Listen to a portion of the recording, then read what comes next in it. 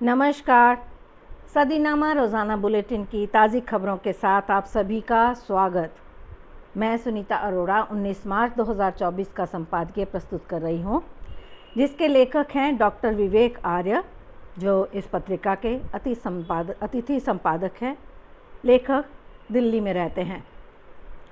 विषय है Dhakeshwari cotton mill, Dhaka की कथा। तो आइए सुनते हैं। 1880 में बसु परिवार में एक बालक का जन्म हुआ। उसका नाम रखा गया सूरज कुमार। ढाका विश्वविद्यालय से बीए पास करने के पश्चात वह युवक अहमदाबाद पहुंच गया। वहां कपड़ा मिल के मैनेजर थे केशव लाल मेहता। उन्होंने उसके गुण देखकर उसे अपनी कपड़ा मिल में रख लिया। मिल में कपड़ा संबंधित प्रशिक्षण लेकर वह युवक ढाका लौट गया। वहां उसने ढाकेश्वरी कॉटन के नाम से 1927 में कॉटन मिल की स्थापना की।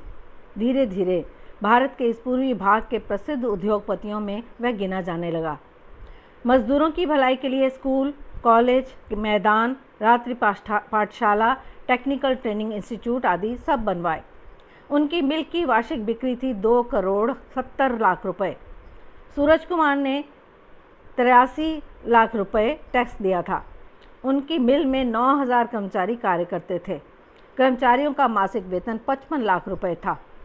1963 में सूरज कुमार का स्वर्गवास हुआ। उनके पुत्र का नाम था सुनील कुमार बसु। वे भी परिश्रम और प्रतिभा में अपने पिता के अनुकूल थे। उन्होंने भी पिता के समान आदर्श कॉटन मिल की स्थापना की थी। उन्हें पाकिस्तान सरकार ने तमगाए पाकिस्तान से सम्मानित किया गया था।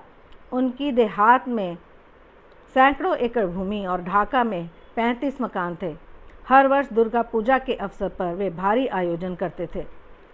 समय ने पलटा खाया। पाकिस्तान सरकार ने उन पर राजद्रोह का आरोप लगा दिया। 7 साल की सख्त सज़ा और 50 लाख का जुर्माना उन्हें पर लगाया गया। जेल में वह सूखकर कांटा हो गए थे। 1971 में उनकी धीरे धीरे बुझती प्राण शक्ति पुनः प्रदीप्त हो उठी। उन्हें लगा जैसे कोई दैवीय चमत्कार हुआ हो। पूर्वी पाकिस्तान बांग्लादेश बन गया। सुनील बाबू जेल से छूट गए, पर जाएं कहाँ? उनके 35 मकान, सैकड़ों एकड़ भूमि, मिल, हजारों कर्मचारी, परिवार, आलीशान कोठी, सब पर गैर कानूनी रूप से कब्जा हो चुका था। पाकिस्तानी पुलिस के अत्याचारों से तंग आकर उनके परिवार वाले कोलकाता चले गए। उनकी हालत दर दर भटकते भिखारी जैसी हो गई थी, पर वे लोहे के बने थे। उन्होंने हाथ पैर मारने शुरू किए। शेख मुजीब से मिले। कभी उन्होंने उन पर अनेक उपकार किए थे। सुनील बाबू के साथ गए व्यक्ति ने शेख साहब को सारी बात बताई।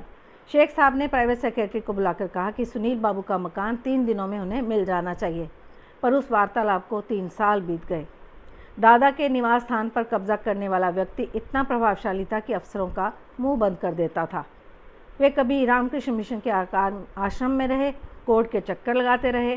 जाने दादा को कब न्याय मिलेगा, तब तक वह जीवित रहेंगे भी या नहीं।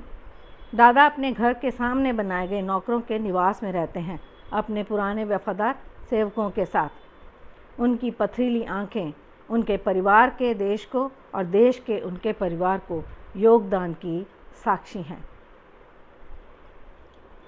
धन्यवाद।